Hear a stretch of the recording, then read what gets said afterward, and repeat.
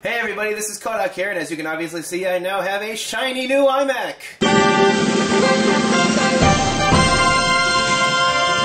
So what does that mean? It means that I can now edit the videos from my room. Thanks a lot to a large donation from some generous benefactors known as my parents. Yeah, at my age I still leech off my parents, I feel so horrible. But that's a good thing. The bad news is, my previous review, which was full of win and awesome, which was a review of the Aeronaut Battle Pack, I had to reformat the camera recently. I tried to recover it, but until I do, that review is not going to be finished. So just bear with me. It's one of the reasons I haven't been able to do it for a while. My summer classes are finally over, but now I might have to do some independent films. I'm already going to have to start on one Monday, which is today, of course, once I post this finally. Today I figured I'd do something different. And when I mean different, I mean not just, you know, silly little different, but absolutely different. You know, I don't want to be doing Bakugan forever, so I figured I'll just, I'll be expanding what I'm doing, my reviews. So I want to expand it in the media direction and in the game direction. So today, I'm going to expand it in the game direction by doing a Yu-Gi-Oh! Review. You guys know from my trade thread that I run Fortune Ladies. So, what we're going to do today is I am going to show you guys my deck and how it works. So this is the Fortune Lady Kohdok variant. My Fortune Lady deck is a 50-card deck split evenly between monsters and spells and traps. Starting off with the archetype cards, I run 3 of each of Fortune Lady Light, Dark, and Water, and only 2 of each of Fire, Wind, and Earth.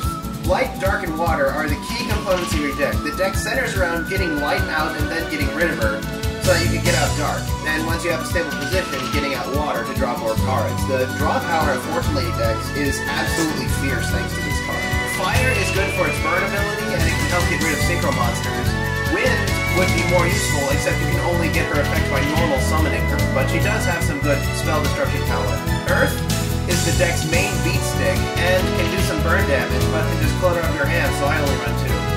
I also run 2 copies of Fortune's Future, and 2 copies of Future Visions. If I can fit in a 3rd copy of Fortune's Future, I would. Future Visions is another keystone of the deck. What it does is not only does it throw off your opponent's strategy, but it allows you to activate Light's ability. Since so much of the deck relies on special summoning, you won't really have many problems with this card. Now, as you notice, there's a lot of cards in the archetype that I do not run. I don't run Inherited Fortune because it counts on too much. Not only does it count on your monster to be destroyed, but it counts on you to have a very full hand, and if you're going for Desperation, then it's a totally useless card. Same with Slip of Fortune. It's only good if you have a monster out, and it only protects you from 1 attack. Why run that when you could just as easily run Threatening Roar or Mirror Force instead?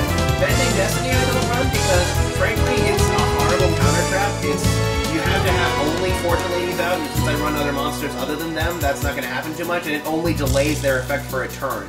I'd rather run, like, Dark Bribe or Judgment of Anubis or Curse Its Healed and Forbidden Spell instead of them. Catoblepis and Solitaire Magician, even though they have good attacks and some snazzy effects, they more just kind of leech off the deck rather than help it go. They don't count as Fortune Ladies, and frankly, they're not that helpful. And as for Asclepisk, well, that's more a matter of taste on my part. It goes better in a Winged Beast deck with Swallow's Nest anyway. It goes decent in the deck thanks to Future Visions' effect, but I'm trying to avoid unnecessary clutter.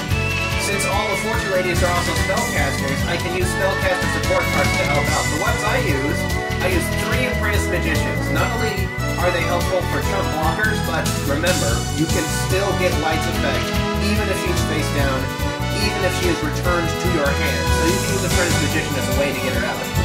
Chaos Sorcerer is just in general good support. Along with the other cards, the other Light cards, Light and Dark, you can use it to not only set up yourself a Fortune's Future, but it's just a good card all around. I also run Copycat, which I believe is still limited, so I only have 1 of them there.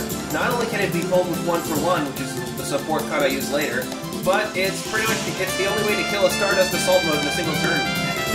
You just roll a Mimic at it, it can help take care of a lot of problems. The old Vindictive Magician I run is pretty much taste. You can swap them out for another Magical Dimension or Asclepisk if you want to.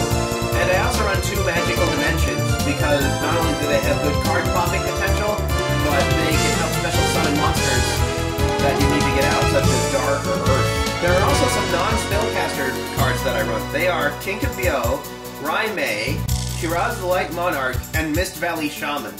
All 4 of them are geared towards activating Light's effect, and frankly, you can experiment with the levels of them in your deck. I currently run 1 of each. Kinkabyo is by far the most successful because if you combine it, if you have a Fortune Lady Light in your graveyard, you have Future Visions out and Fortune's Future in your hand, you can play Kinkabyo to special summon the Fortune Lady Light because she's a 1-star monster. Kinkabyo is removed, and then so is Light because of Kinkabyo's effect. Because Light was removed by a card effect, you can then activate her effect and pull out a Dark. Then you can play Fortune's Future to return Fortune Lady Light to your graveyard so that she can be primed again for another use of Kinkabyo once it comes back to your hand later. And you get to draw 2 cards, so it's just been beautiful in the deck. Raimei is there to help pull Fortune Lady Light. A lot of these cards are. Raimei, it's got some decent points along with it, but mostly it's there just to pull Light. It's been kind of useful. Kuros the Light Monarch is an interesting pick. Not only does it make it easier for me to call Chaos Sorcerer, and he's perfect jump mate for 1/1, not to mention the fact that if he's brought out with Future Visions, it doesn't really matter because he can't attack the turn he's played anyway. An interesting fact is the card popping effect and the drawing effect happen simultaneously. So if you pop your own Fortune Lady Light with his destruction effect, she can still use her effect and you get to draw a card as well. So he's also nice for some necessary beatdown action and some quick destruction if you need it. Mist Valley Shaman is kind of a recent addition, but it's basically because of her ability to return monsters to your hand. That's really about it. I haven't really had much of a chance to use her yet. I have attacked with her for game though. And as for spells and traps, we have 1/1, which of course you can only run 1 of, but it's necessary to bring out Light, and it can also bring out Copycat if you're in trouble. You need 3 compulsory evacuation devices. Not only can they be used defensively, but they can be used to set off Light's effect as well. For counter traps, I run 2 Dark Bribes. Well, as soon as I get them. I'm currently running Bending Destiny because I don't have Dark Bribes. If I can get my hands on 2, it'll be replaced with Lickety Split. That means, does anybody have any for trade? There's also Cursive Seal of the Forbidden Spell and Judgment of Anubis. They're pretty much there to keep your opponent from playing heavy Storm on you.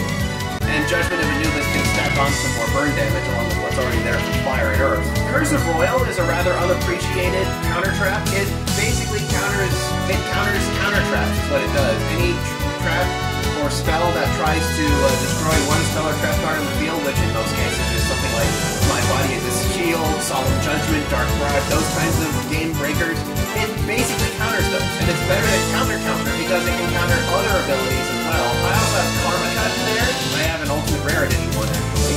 What it does is it helps get rid of Stardust Dragon, and that's one of the Achilles heels of this deck is Stardust Dragon, and just getting it out of the way. And you can only really do that with Compulsory Evacuation Device or Karma Cut.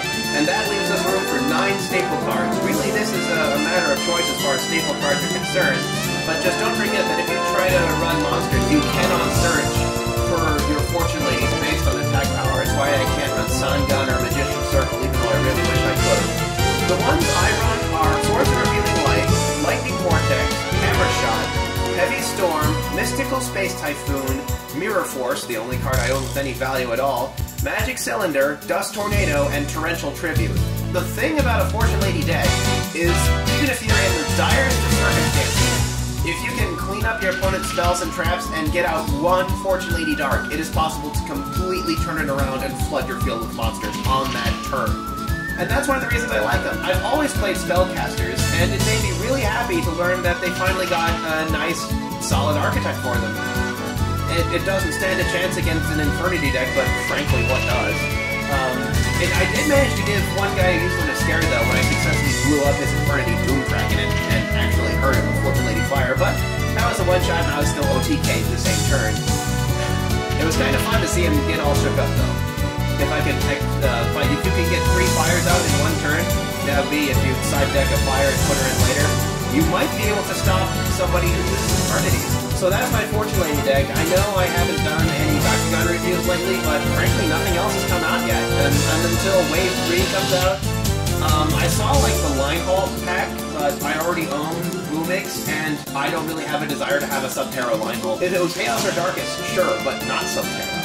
Anyways, yes, I do know that Vylantor is 10 kinds of awesome. That's what the episode will be once I get it together. Anyway, for now, I'm also looking for 2 copies of Dark Bride. If anybody has those, they can